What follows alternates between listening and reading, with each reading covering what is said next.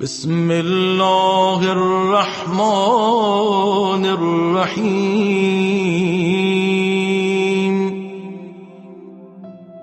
اللهم اجعلني فيه محبا لأوليائك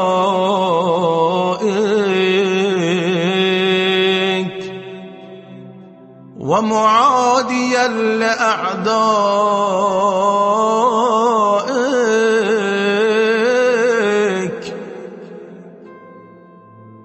مستنا بسنة خاتم أنبيائك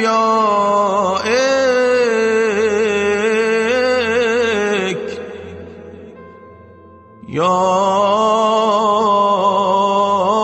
عاصم قلوب النبيين.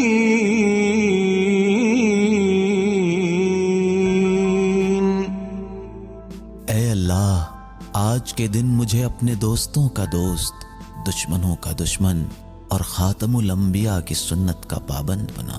ऐ नबियों के दिलों की हिफाजत करने वाले,